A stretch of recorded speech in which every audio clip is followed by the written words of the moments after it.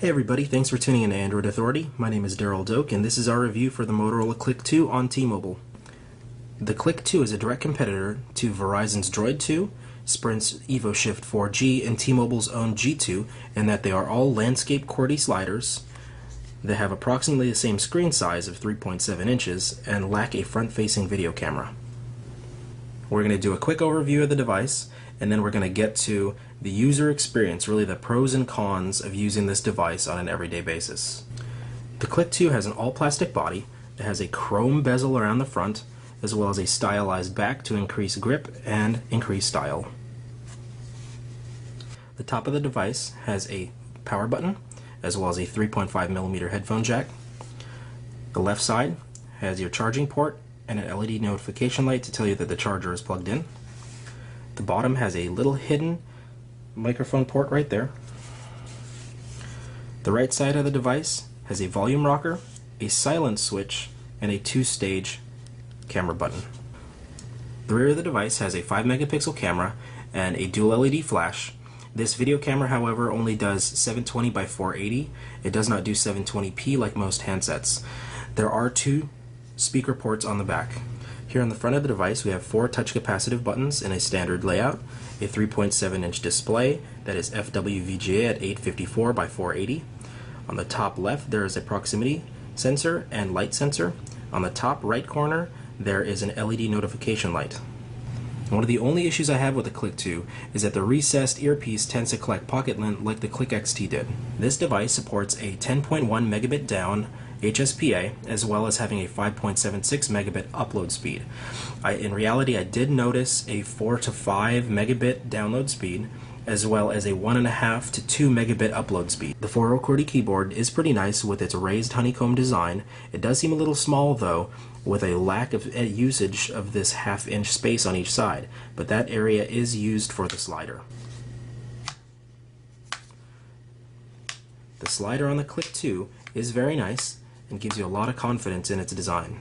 The battery uptime of the device is pretty good. If left in standby, it lasted easily a few days. If I was using it lightly, I would only have to charge it once in the evening. If I was using it heavily, I would have to go to a charger at least once in a day. One of the issues I did have with this device that might be my review unit is a non-responsive power button. If you pull the battery from the device, you have to hold this button for 5 seconds in order to reboot it. And it sometimes would not detect that I was pushing it. One of the features the Click 2 does lack is touch to focus. The only way to focus is with the 2-stage camera button, so some of your pictures are going to be out of focus if you're trying to focus on certain areas of the screen. Web browsing on the Click 2 was pretty fast, even with flash enabled. As you can see, pinch to zoom works pretty good, as well as double tap to zoom. One of the features I do like is using the shift button. That is the way you copy to your clipboard. And then in a situation of where you're going to paste, you touch and hold, say paste from clipboard, and there's a history of everything that you have copied recently. Another feature I found pretty cool was if you're viewing your bookmarks in thumbnail view in landscape, they're on a carousel. However, if you go to portrait, they go back to list view.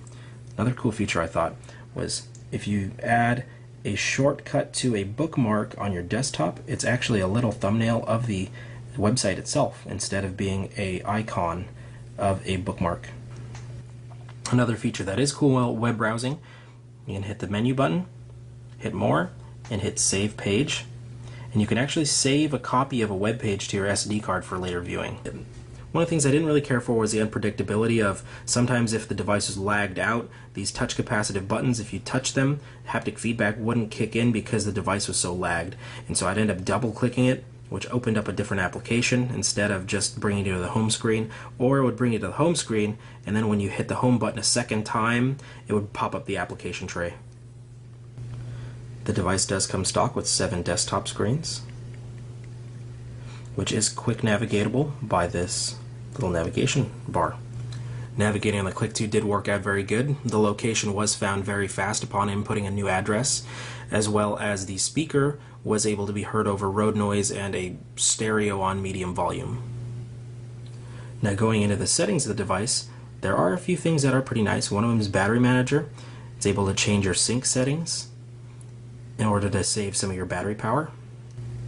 Another thing that is interesting here in the settings menu is that in the call settings, there's a voice quality option, which essentially changes the way the voices are heard through the earpiece. Another feature here in the display settings is in-pocket detection, which uses the proximity sensor to detect when it's in your pocket and allow it to not be accidentally unlocked.